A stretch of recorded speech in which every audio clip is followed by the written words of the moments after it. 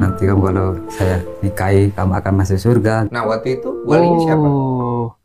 Jadi eh, bapak ini mengatakan bahwasanya anaknya itu dinikahi dengan iming-iming berharap masuk surga gitu ya teman-teman ya. Bismillahirrahmanirrahim. Assalamualaikum warahmatullahi wabarakatuh. Alhamdulillahirabbil alamin. Assalatu wassalamu ala nabiyyina Muhammadin wa ala alihi washabihi ajmain. Amma ba'du. Teman-teman yang dimuliakan oleh Allah Subhanahu wa taala, kita bertemu kembali di channel Cahaya Hidayah. Jadi di kali ini saya akan membahas yaitu tentang ada satu video yang menyedihkan ya teman-teman ya. Jadi ada seorang bapak-bapak ini ya memiliki anak perempuannya lalu dinikahi seorang pengasuh pondok pesantren itu tanpa sepengetahuan wali. Jadi seorang bapak ini sedih ya teman-teman ya. Karena bapak ini mengharapkan seorang anak dimasukkan ke dalam pondok pesantren ya agar mendapat ilmu, agar lebih baik dalam segi akhlaknya, dalam segi agamanya. Namun semua itu sirna ketika si bapak ini mendengar bahwasanya putrinya itu dinikahi oleh pengasuh pondok pesantren. Itu malah tanpa sepengetahuan bapak tersebut. Jadi dinikahi tanpa wali. Subhanallah ya teman-teman ya.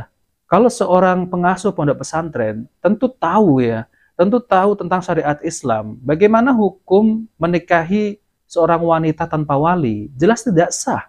Jumhur ulama itu mengatakan tidak sah. Ini sangat miris sekali ya teman-teman ya. Karena kasus semacam ini itu seperti yaitu kasus pencabulan berkedok agama. Nah, teman-teman yang dimuliakan oleh Allah SWT, jadi saya akan tampilkan yaitu video bahwasanya bapak tersebut itu sedih ketika anaknya itu dinikahi tanpa sepengetahuannya.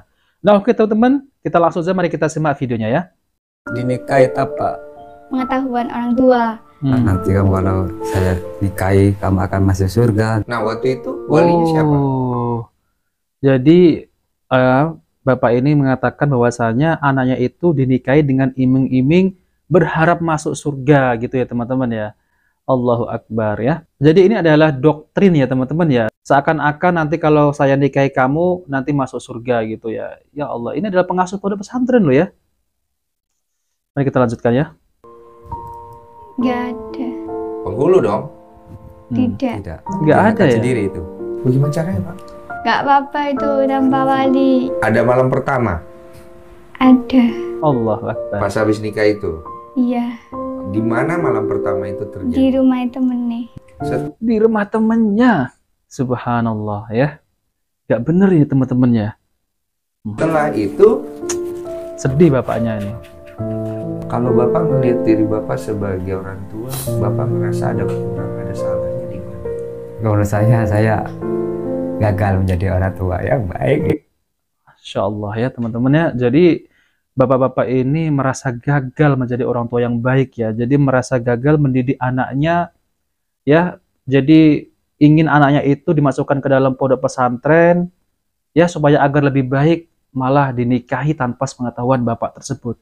Ya jelas sedih ya teman-teman ya sebagai seorang bapak ya ketika anaknya ini belajar di pondok pesantren lalu kemudian mendengar kabar dinikahi tanpa sepengetahuan ya teman-teman.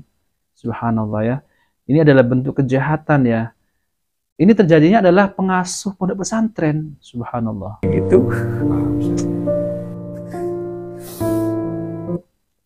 Ya memang sedih ya. Saya juga bisa merasakan ya teman-teman ya. Kalau kita ini ya, seandainya kita memiliki anak perempuan ya, lalu kemudian ya dinikah tanpa sepengetahuan kita, ya kita sebagai orang tua ya sedih ya. Nah teman-teman yang dimuliakan oleh Allah Subhanahu Wa Taala, jadi kejadian semacam ini jangan sampai terulang kembali ya. Karena apa? Ini jelas-jelas memalukan ya. Ini terjadi di sebuah pondok pesantren. Lalu kemudian yang melakukannya itu adalah pengasuh pondok pesantren. Coba bayangkan ya teman-teman ya. Ini pengasuh pondok pesantren loh. Teganya melakukan semacam itu. Nggak takut dosa gitu ya teman-teman ya. Kan sudah paham semestinya ya. Menikahi tanpa wali hukumnya tidak sah gitu ya. Dan semacam ini itu tidak pernah ya. Kejadian semacam ini itu tidak pernah terjadi di pondok pesantren yang dituduh sebagai Wahabi. Itu tidak ada di pondok pesantren yang dituduh sebagai Wahabi, itu tidak ada kejadian yang semacam ini. Ya rata-rata yang kejadian semacam ini ya kita tahu sendiri pondok mana ya teman-teman ya. Nah maka dari itu ya ini ada nasihat yang sangat berharga. Kita harus teliti dulu bagaimana pondok tersebut itu ya pembelajarannya, lalu kemudian pengasuhnya, itu latar belakangnya gimana, itu harus kita tahu, harus tahu ya. Harus tahu. Dikhawatirkan terjadi semacam ini ya. Nah, jangan sampai kita ini menyesal di belakangan, teman-teman. Teman-teman yang dimuliakan Allah Subhanahu wa taala. Jadi untuk kali ini saya akan tampilkan yaitu penjelasan dari Ustadz Dr. Syafiq Riza Basalamah MA Hafizhullah taala yaitu tentang terkait masalah apakah boleh sih seorang wanita menikah tanpa wali? Nah, teman-teman, apakah sah? Nah, oke, kita langsung saja mari kita simak penjelasan dari Ustadz Dr. Syafiq Riza Basalamah MA. Hukum wali ini disebutkan la yasihun nikah biduni waliyin lil mar'ah. Iya. Tidak sah. Tidak sah bagi seorang wanita menikah tanpa wali. Ini ya. Wa hadza madhhabul jumhur. Ini madhab jumhur ulama. Insyaallah. Oh iya Ustaz, tapi Anda dengar madhab Hanafi kayaknya boleh Ustaz. Sebagian orang seperti itu. Sebagian orang mencari keringanan berdasarkan nafsu. Nah, ini nih ya. Bukan berdasarkan ilmu. Ini pendapat Malikiyah, Syafi'iyah, Hanabila. Dan ini pendapat banyak sekali dari ulama salaf. Bahkan disebutkan tidak ada khilaf di antara para sahabat. Tidak ada khilaf ya. Tentang masalah nikah bagi wanita harus pakai wali. Yaitu hadis yang diriwayatkan Abu Dawud bahwa Nabi SAW mengatakan la nikaha illa biwaliyin. Tidak ada nikah kecuali dengan wali, dianggap nggak sahih oleh sebagian ulama.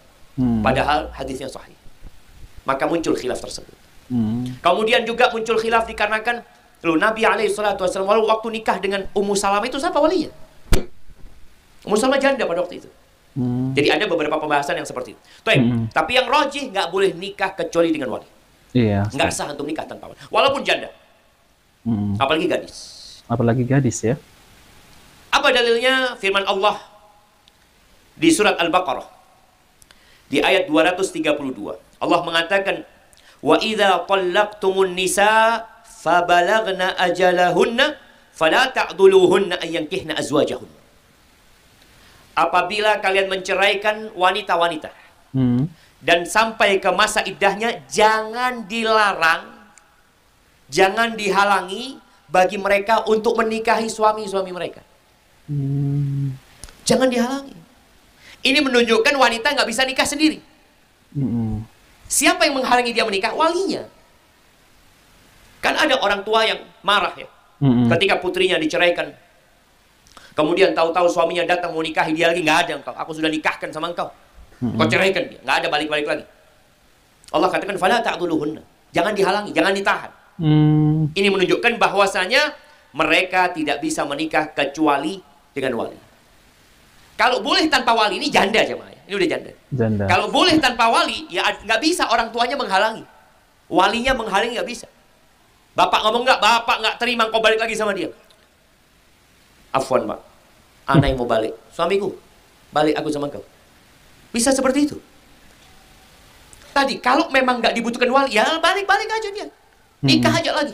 Ini enggak, Allah larang untuk menghalangi, menunjukkan bahwa mereka nggak bisa menikah sendiri. Kemudian firman Allah di surat Al-Baqarah ayat 221, Allah mengatakan, "Wala tunkihul musyrikin hatta yu'minu." Jangan kalian nikahkan orang-orang musyrik sampai mereka beriman. Jangan menikahkan. Berarti ayat ini untuk siapa? Untuk para wanita atau untuk walinya? Untuk walinya. Kalau untuk wanita, Allah akan mengatakan, "Wala tankihnal musyrikin." Kalian wanita jangan menikahin orang-orang musyrik. Ini enggak. Allah berbicara dengan para wali.